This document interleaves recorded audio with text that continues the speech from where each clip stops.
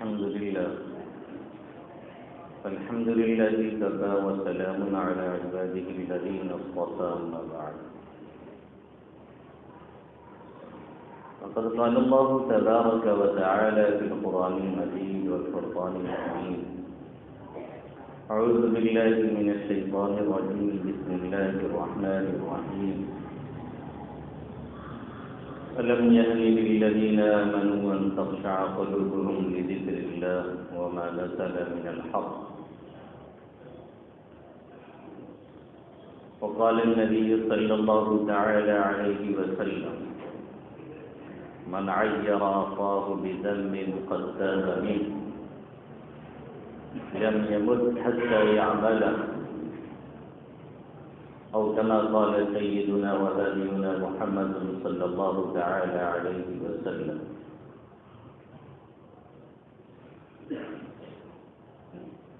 میرے محترم بزرگوں اور دوستوں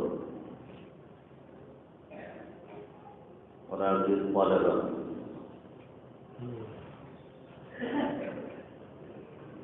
ایک حدیث ہے یہ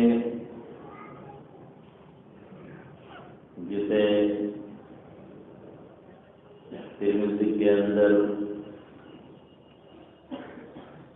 محدث ترمذی نے روایت کی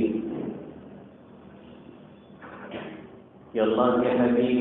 صلی اللہ علیہ وسلم نے ارشاد فرمایا: من عیر اخاہ بذنب قد تاب منہ، جس نے اپنے بھائی کو ایسے گناہ پر عار دلائی جس گناہ کو کرنے کے بعد وہ توبہ کر چکا ہے. کسی شخص سے کوئی غلطی سرزد ہوئی، کوئی گناہ ہوا، کہیں چوری کیا، کہیں زنا کیا، بدکاری کر لی، نماز چھوڑ دیا، روزہ چھوڑ دیا، کسی طرح کا کوئی گناہ کیا اور پھر اس سے توبہ کر لیا کہ بندوں کی ذات پہ کوئی نقصان پہنچایا تھا، ان سے معافی مانگ لی. ایسا کوئی گناہ تھا جسے کرنے کے بعد آپ مدنی صلی اللہ علیہ وسلم فرماتے ہیں کہ وہ توبہ بھی کر چکا ہے. من عیر اخاہ بذنب قد تاب منہ، اپنے بھائی کو ایسے گناہ پر عار دلائی کسی نے جس گناہ سے وہ توبہ کر چکا ہے اور نکل چکا ہے. آقا مدنی صلی اللہ علیہ وسلم فرماتے ہیں: لم یمت حتی یعملہ، یہ عار دلانے والا، اسے شرمندہ کرنے والا اور اسے یہ کہنے والا کہ تم تو وہی ہو جو چوری کیا کرتے تھے، تم تو وہی ہو جو ڈاکہ ڈالا کرتے تھے، تم تو وہی ہو جو زنا کاری اور بدکاری میں مبتلا تھے اور ایسے اڈے تلاش کیا کرتے تھے، تم تو وہی ہو جو رمضان میں جا کر کے دوسرے چوراہے پر کھایا کرتے تھے. اب جب کہ بیچارہ اس سے وہ باز آ چکا ہے اور توبہ کر چکا ہے اور اپنی غفلت سے نکل چکا ہے، پھر اس کو عار دلائی جا رہی ہے، اسے شرمندہ کیا جا رہا ہے. آقا مدنی صلی اللہ علیہ وسلم نے فرمایا کہ جب ایسے گناہ کے اندر کوئی مبتلا تھا یا مبتلا رہا ہے یا مبتلا ہے اور جس سے وہ توبہ کر چکا ہے اور توبہ کر رہا ہے، پھر اس پر کسی شخص نے اس کو عار دلا دی اور اس طرح کے فکرے اور جملے اس کے اوپر کسنا شروع کر دیا کہ تم تو وہی ہو، ہم تمہاری حیثیت جانتے نہیں ہیں کیا، تم تو ڈاکہ ڈالتے تھے، تم تو جیبیں تراشا کرتے تھے، لوگوں کی پاکٹ مارا کرتے تھے، روزہ تو تم ایک نہیں رکھتے تھے، چھپ چھپ کر کے تم مڑئی کے نیچے چائے پیا کرتے تھے، ہم دیکھا کرتے تھے. اس طرح کے جملے اس سے بکنا شروع کر دیا. آپ صلی اللہ علیہ وسلم فرماتے ہیں: لم یمت حتی یعمل، یہ عار دلانے والا، یہ اسے رسوا کرنے والا، یہ اسے شرمندہ کرنے والا مرے گا نہیں یہاں تک کہ یہ خود وہی عمل جب تک کر نہ لے. جب تک وہی بیماری میں یہ نہیں مبتلا ہو جائے گا، جب تک اسی گناہ میں یہ مبتلا نہیں ہو جائے گا، تب تک اسے اللہ موت نہیں دے گا. اگر کسی کو عار دلائی گئی ہے، کسی کو کسی نے عار دلا دیا ہے کہ تم تو کھلا ہو، حالانکہ وہ بیچارہ اس سے باز آ چکا تھا، اس سے توبہ کر چکا تھا، اس سے وہ نکل چکا تھا، تو پھر ایسا شخص جس نے اسے برا بھلا کہا ہے، جس نے اسے شرمندہ کیا ہے، جس نے اسے عار دلائی ہے، ایسے حضرت کو اللہ رب العزت جب تک ایسی بیماری میں مبتلا نہیں کر دے گا، ایسی معصیت میں گھیر نہیں دے گا، تب تک اسے موت نہیں آئے گی۔ یا محمد صلی اللہ علیہ وسلم کا فرمان ہے۔ اس واضح فرمان سے آپ صلی اللہ علیہ وسلم نے ہمیں اور آپ کو یہ پیغام دیا ہے کہ اگر کوئی شخص، کوئی بیچارہ کسی گناہ کے اندر، کسی پریشانی کے اندر مبتلا ہے،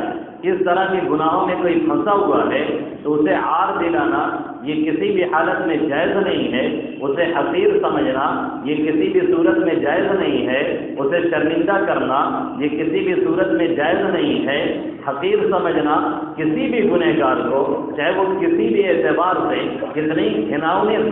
گناہ میں مبتلا ہو، کتنے ہی گندے گناہ میں مبتلا ہو، پھر بھی اسے حقیر ہم اور آپ نہیں سمجھ سکتے ہیں۔ ہمیں یہ اختیار نہیں ہے، ہمارے پاس یہ پاور نہیں ہے، ہمارے پاس یہ اتھارٹی نہیں ہے کہ ہم کسی کو اس طرح سے حقیر سمجھنے لگیں اور یہ کہنے لگیں یہ بہت بدکار اور گنہگار ہے، یہ تو جنت میں نہیں جا سکتا ہے، اس کا تو داخلہ ممنوع ہے، نعوذ باللہ۔ اس طرح کے جملے ہمیں اور آپ کو کہنے کی اجازت نہیں۔ اسی ترمذی میں دوسری روایت میں آقا مدنی صلی اللہ علیہ وسلم نے فرمایا بِحَسْبِ امْرِئٍ مِّنَ الشَّرِّ أَن يَحْتَقِرَ أَخَاهُ الْمُسْلِمَ۔ ایک انسان کے برے ہونے کے لیے یہی بات صرف کافی ہے کہ وہ اپنے مسلمان بھائی کو حقیر سمجھ رہا ہو۔ ایک انسان کے برے ہونے کے لیے، اللہ کے نزدیک اس کی وقار گرنے کے لیے، اس کی ویلو گھٹنے کے لیے یہی ایک بات کافی ہے کہ وہ اپنے کسی مسلمان بھائی کو حقیر سمجھ رہا ہو۔ کتنے ہی گناہوں میں مبتلا ہے، کتنے ہی گندگیوں میں پڑا ہوا ہے، کتنے ہی غلط کر رہا ہے، لیکن اسے حقیر سمجھنے کا اختیار ہمیں اور آپ کو نہیں دیا گیا ہے۔ اگر ہم اور آپ اسے حقیر سمجھ رہے ہیں تو وہ حقیر ہو نہ ہو اللہ کے ہاں، لیکن ہم کم سے کم حقیر ہو ہی جائیں گے، اور ہماری اللہ کے ہاں کوئی وقت اور اہمیت نہیں رہ جائے گی۔ کچھ بھی ہو جائے، اتنا ضرور ذہن و دماغ میں ہونا چاہیے کہ وہ ایک کلمہ گو ہے، وہ ایک کلمہ پڑھنے والا ہے، کبھی بھی وہ باز آ سکتا ہے، کبھی بھی وہ توبہ کر سکتا ہے، کبھی بھی وہ سدھر سکتا ہے، کبھی بھی وہ راہ راست پہ آ سکتا ہے، کبھی بھی وہ صراط مستقیم پہ لگ سکتا ہے۔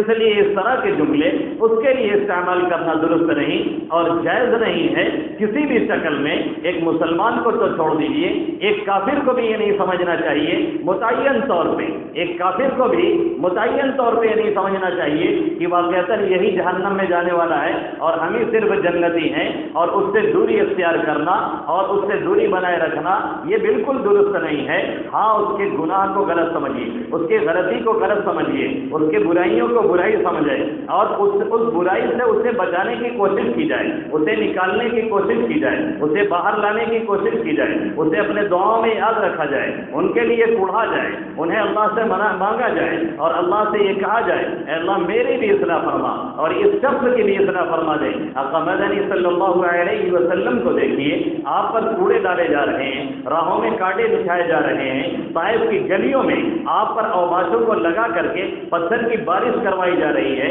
چہرے انور زخمی ہو رہا ہے، سر افضل زخمی ہو رہا ہے، پنڈلیوں پہ چوٹ کی جا رہی ہے، نشانے لے لے کر کے کنکریاں ماری جا رہی ہیں۔ نبی محترم محمد عربی صلی اللہ علیہ وسلم کا چہرہ انور ہی نہیں، پورا بدن لہو لہان ہے، فرشتہ نازل ہوتا ہے، ملک الجبال جو پہاڑوں کا فرشتہ ہے، اس کی ہمت نہیں ہے کہ براہ راست بات کر سکے محمد عربی صلی اللہ علیہ وسلم سے۔ جبرائیل امین کہتے ہیں ھذا ملک الجبال، یہ پہاڑوں کا فرشتہ ہے، اگر آپ کہیں تو دونوں پہاڑوں کو بیچ میں ملا دیا جائے، اگر آپ اشارہ کریں تو زمین کو پھاڑ کر کے اس میں دھسا دیا جائے، اگر آپ کہیں تو آسمان سے بارش برسا دی جائے ان کے اوپر عذاب کی۔ محمد عربی صلی اللہ علیہ وسلم آپ پر میں قربان، میرے والدین قربان، والدین کے والدین قربان، ہم سب قربان۔ آقا مدنی صلی اللہ علیہ وسلم نے کیا فرمایا؟ آپ صلی اللہ علیہ وسلم نے یہ کہا اللہم اہدی قومی فإنہم لا یعلمون، اے اللہ میری اس قوم کو ہدایت دے دے،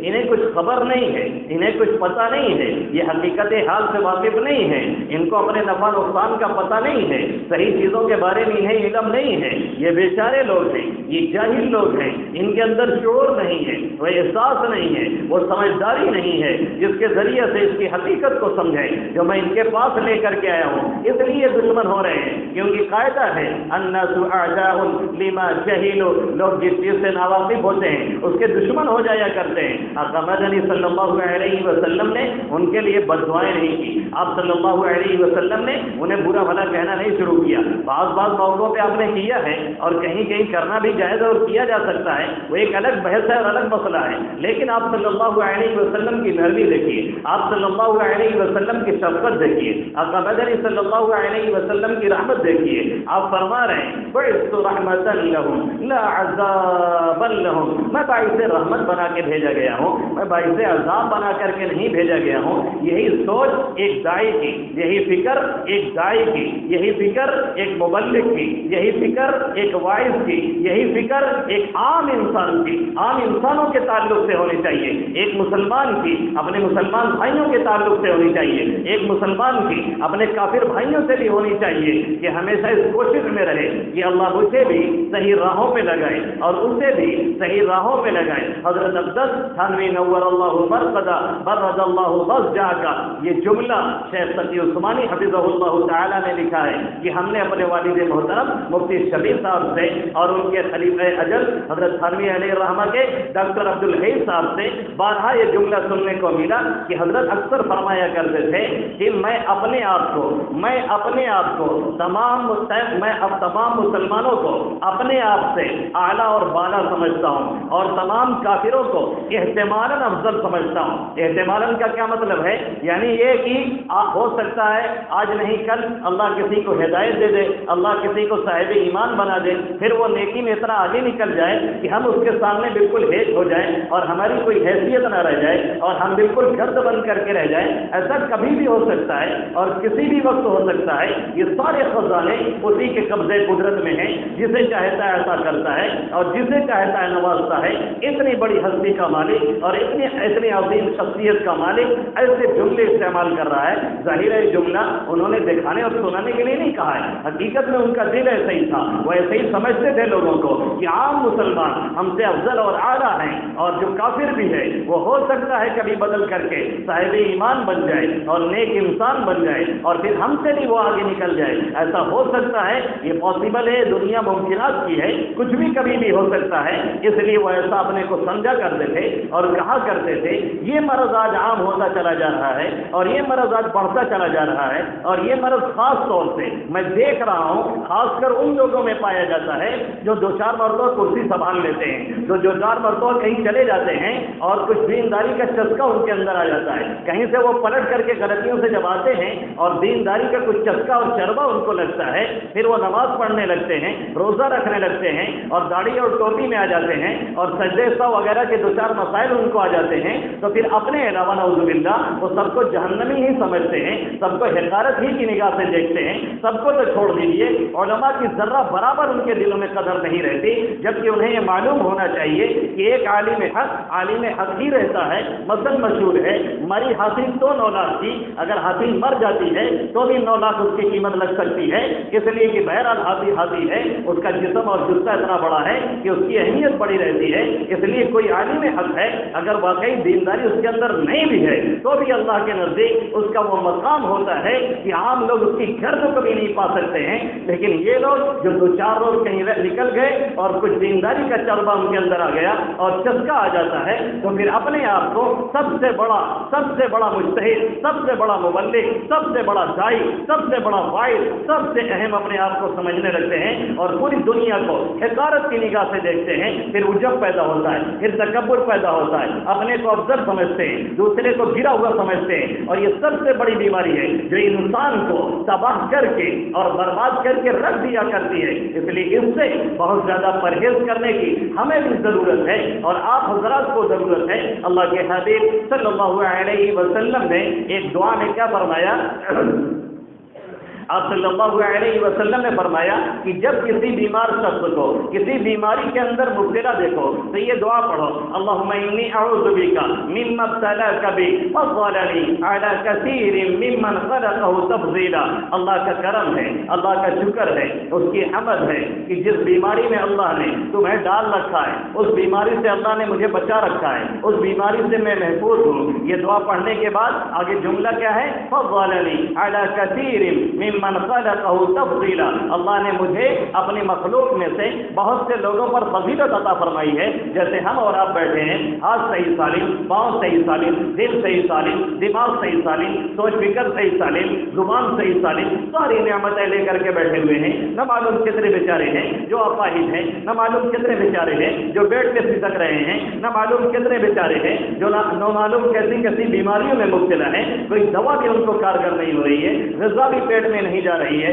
ایسی پوزیشن میں، ایسی حالت میں اگر کسی کو دیکھا جائے، اللہ کے حبیب صلی اللہ علیہ وسلم فرماتے ہیں اس دعا کا استعمال کیا جائے اور یہ دعا پڑھی جائے۔ ڈاکٹر عبدالحی صاحب کہا کرتے تھے کہ میں جب کسی ہسپتال کے پاس سے گزرتا ہوں تو یہ دعا ضرور پڑھتا ہوں، اور یہ دعا پڑھنے کے بعد پھر یہ دعا کرتا ہوں، اے اللہ جتنے یہاں بیمار پڑے ہیں سب کو شفا عطا فرما۔ اس ایک جملہ کہنے میں ہماری زبان گھسنے والی نہیں، لیکن ہو سکتا ہے ان کا فائدہ ہو جائے، اور ان کا ہو نہ ہو ہمارا تو ضرور ہو جائے گا کہ اللہ اس کی برکت سے ہمیں اور آپ کو صحت عافیت اور خیریت سے رکھے گا۔ یہ جملہ دنیاوی بیماری کے لیے ہے۔ شیخ صفی عثمانی نے لکھا ہے کہ ہمارے ایک استاد محترم فرمایا کرتے تھے کہ میں جب کسی کو گناہوں میں مبتلا دیکھتا ہوں، میں جب کسی کو معصیت کی بیماری میں مبتلا دیکھتا ہوں، میں جب کسی کو کسی گناہ کی بیماری میں لگا ہوا دیکھتا ہوں، میں جب کہیں گزرتا ہوں اور دیکھتا ہوں کہ لوگ سنیما ہال کی لائن میں لگے ہوئے ہیں، میں دیکھتا ہوں کہ لوگ غلط چیزوں کا ٹکٹ خرید رہے ہیں، تو اس وقت بھی میں یہ دعا پڑھتا ہوں کہ اللہ جس بیماری میں یعنی جس گناہ میں ان لوگوں کو مبتلا کیا گیا ہے، مبتلا ہیں، اللہ اس سے مجھے بچا کر کے تو نے رکھا ہے، تیرا بہت بڑا کرم ہے، تیرا بہت بڑا احسان ہے، تو نے اپنی مخلوقات میں سے بہت سے لوگوں پر مجھ پر فضیلت عطا فرمائی ہے۔ یہ دعا پڑھنی چاہیے، اس کے لیے دعا کرنا چاہیے، اس کے لیے کوڑنا چاہیے۔ جو غلطی کر رہا ہے، جو گناہ کر رہا ہے، جو جرم کر رہا ہے، اس سے بچنے کی کوشش کرنی چاہیے۔ لیکن ہم بچتے نہیں ہیں، ہم صرف وار کرتے ہیں، ہم بچتے نہیں ہیں، ہم صرف ہاتھ دلاتے ہیں، ہم بچتے نہیں ہیں، ہم صرف حملہ کرتے ہیں، ہم بچتے نہیں ہیں، ہم صرف اس کی چٹکی لیتے ہیں، ہم بچتے نہیں ہیں، ہم صرف دوسرے ماں اور بہنوں کی بقیہ اچھڑنا جانتے ہیں، ہم بچتے نہیں ہیں، ہم یہ خرافات کر کے معاشرے کو اور پراگندہ کرتے رہتے ہیں، ہم بچتے نہیں ہیں، ہم یہ خرافات رچ رچ کر کے فضا کو اور مسموم کرنے کی اور زہر آلود کرنے کی کوشش کرتے ہیں۔ ہمارا دن رات کا یہی مسئلہ ہے۔ اگر ہم اس برائی کو برائی سمجھتے، اگر ہم اس جرم کو جرم سمجھتے، اگر ہم اس گناہ کو گناہ سمجھتے، تو پھر ہم پیار سے محبت سے اسے سمجھانے کی کوشش کرتے اور خود اس سے بچنے کی کوشش کرتے۔ لیکن ہوتا یہ ہے مجلس میں مجمع میں ہم اسے آر کو دلا دیتے ہیں، لیکن خود اس سے بچتے نہیں ہیں، خود اس سے پرہیز کرتے نہیں ہیں، خود اس سے نکلنے کی کوشش کرتے نہیں ہیں۔ ارے زاہد نگاہ کم سے کسی رند کو نہ دے، زاہد نگاہ کم سے کسی رند کو نہ دے، کیا جانے اس خدا کو تو ہے کہ وہ پسند، کس اللہ کو کون پسند ہے اور کب کون پسند آ جائے، کب کس کو اپنے دروازے پہ بلا لے، کب کس کو لات مار کے بھگا دے، کوئی بھروسہ نہیں ہے۔ شاید سعدی علی رحمہ مائے ناز پیتا اپنی بوستا میں فرماتے ہیں یہ کہ حلقہ کعبہ دارت برس دیگر در خرابات میں خانہ مت، ایک شخص کعبے کا گلا پکڑ کے چمٹا ہوا ہے اور اس سے لگا ہوا ہے اور یا ربی کی صدا لگا رہا ہے، اور دوسرا شخص شراب خانے میں پی کر کے ٹل پڑا ہوا ہے، مست پڑا ہوا ہے۔ شہزادی فرماتے ہیں نہ اسے اپنے کو افضل سمجھنے کی گنجائش ہے، نہ اسے حقیر سمجھنے کی گنجائش ہے، اسے لانے کی کوشش کیجیے، اسے منانے کی کوشش کیجیے، لیکن حقیر مت سمجھیے۔ کیوں؟ گر ایرا براندر کے بقالت وریرا ورورا بقالت کے براندر، اگر اللہ اس کو اٹھا کر کے بھیج دے شراب خانے میں، کوئی مائی کا لال واپس نہیں لا سکتا ہے، اور اگر اللہ اس شرابی کو اٹھا کر کے لائے اور کعبہ کی دیوار پہ چپکا دے تو کوئی مائی کا لال اسے روک نہیں سکتا ہے۔ یہ اللہ دن رات کرتا رہتا ہے، اس لیے کبھی بھی کسی کو ایسی حالت میں مبتلا دیکھ کر کے اور نہیں دلانا چاہیے، اسے برا بھلا نہیں کہنا چاہیے، شرمندگی کا اسے احساس بھرے مجمع میں نہیں دلانا چاہیے، بلکہ چونکے سے اس کے لیے دعا کی جائے، اسے سمجھایا جائے، پیار سے محبت سے لاڈ سے دلار سے اسے بلانے کی کوشش کی جائے۔ یہی طرز رہا ہے محمد عربی صلی اللہ علیہ وسلم کا یہ طریقہ جو رائج کیا جا رہا ہے اور جو رائج ہو رہا ہے، یا جو کم پڑھے لکھے لوگ اس طرح کی حرکتیں کر رہے ہیں، خدا کے واسطے اپنی ان حرکتوں سے باز آ جائے، ورنہ سمجھنی صلی اللہ علیہ وسلم کا یہ فرمان بالکل کھلا ہوا ہے، میں نہیں بول رہا ہوں، میرا نبی بول رہا ہے، اور وہ بولتا ہے تو بالکل 100% صحیح بولتا ہے اور سچ بولتا ہے،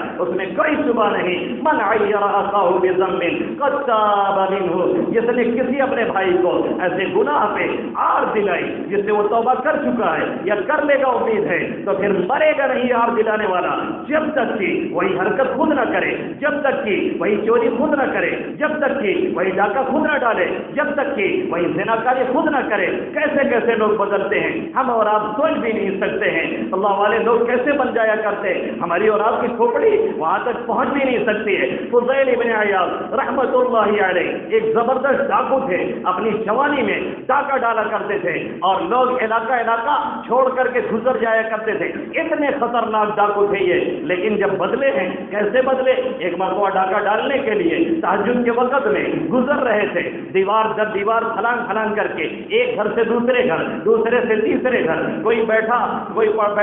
تہجد کے وقت میں تلاوت کر رہا تھا اور وہ اس آیت کریمہ میں پہنچا تھا، أَلَمْ يَأْنِ لِلَّذِينَ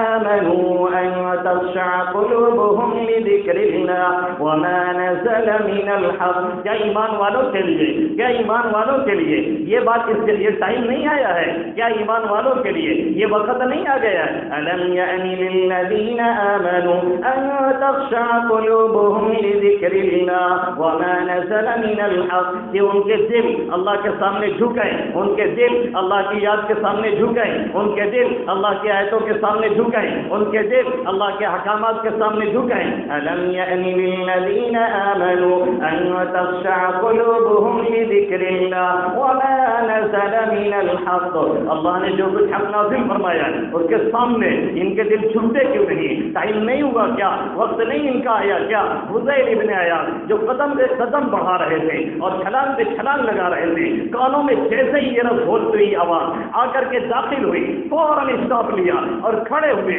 اور فرمایا بلا یا ربی قدان، اے میرے مولا ٹائم تو یہ آ چکا ہے، اور فوراً پلٹے اور توبہ کیا۔ پھر وقت کے وہ عابد بنے، وہ زاہد بنے، وہ صوفی بنے، وہ مولانا بنے، کہ اچھے اچھے حضرت لوگوں نے جا کر کے ان کے سامنے زانوئے ترمز طے کیا اور جا کر کے لوگ ان کے ساتھ اپنی اصطلاح کراتے رہے۔ پھر فضیل ابن عیاض کا وہ مقام اور وہ مرتبہ ہوا کہ دنیا نے دیکھا اچھے اچھے مشائخ میں اور صوفیوں میں ان کا شمار کیا جانے لگا۔ پھر فضیل ابن عیاض اس مقام پہ پہنچے، کہاں ڈاکہ ڈالتے تھے، کہاں جیبیں قترتے تھے، کہاں کہنے لگے کہ اگر پوری دنیا سمیٹ کر کے مجھے دے دی جائے اور اللہ فرمائے کہ لے لو اور اس کا حساب تم سے نہیں کیا جائے گا، تو بھی میں اس سے ایسے ہی پرہیز کروں گا جیسے تم میں کا ایک شخص مردار چیزوں سے بچنے کی کوشش کرتا ہے۔ کہاں ڈاکہ ڈال رہے تھے، کہاں اللہ کی یاد نے، کہاں اللہ کے ذکر نے، کہاں اللہ کے قرآن نے، کہاں نبی پاک صلی اللہ علیہ وسلم کی حدیث نے ان کے دل و دماغ میں جب جگہ کیا تو دنیا بدل گئی، اور ایسی بدلی کہ ایسا پرہیز شروع کیا کہ ایک آدمی جیسے مردار سے بچنے کی کوشش کرتا ہے ایسے ہی وہ دنیا سے بچنے لگے۔ تو کبھی بھی اللہ کسی کو بھی پلٹ سکتا ہے، اس لیے اس کے گناہوں کو گناہ سمجھا جائے، اس کی غلطیوں کو غلطی سمجھا جائے، جو کوئی جرم کر رہا ہے اسے جرم تو سمجھا جائے لیکن اسے کبھی بھی حقیر نہ سمجھا جائے، پیار سے محبت سے اسے سمجھانے کی کوشش کی جائے اور اللہ سے کہا جائے اے میرے مولا جو میرے بس میں تھا وہ میں نے کر دیا، آگے تیرے بس کا ہے وہ تو کر سکتا ہے، اس سے آگے میں کرنے والا نہیں۔ سمجھا سکتا تھا میں نے سمجھایا، بلا سکتا تھا میں نے بلایا، پیار سے میں اس کو چمکار سکتا تھا میں نے چمکارا۔ میرے مولا نہیں آ رہا ہے، تو لانے والا ہے اور تو بدلنے والا ہے۔ حقارت نہیں آنی چاہیے، عجب نہیں پیدا ہونا چاہیے، تکبر نہیں پیدا ہونا چاہیے۔ اگر ہوا اللہ اٹھا کر کے پھینکے گا اور اسے لا کر کے بیٹھائے گا، پھر دنیا تماشا دیکھے گی۔ اللہ رب العزت ہمیں گنہگاروں سے نہیں بلکہ گناہوں سے نفرت عطا فرمائے اور اپنے بھائیوں کو صحیح طریقے سے بلانے کی سنت اور شریعت کے مطابق ہمیں جذبہ نصیب فرمائے۔ آمین یا رب العالمین۔ وما علینا الا البلاغ المبین۔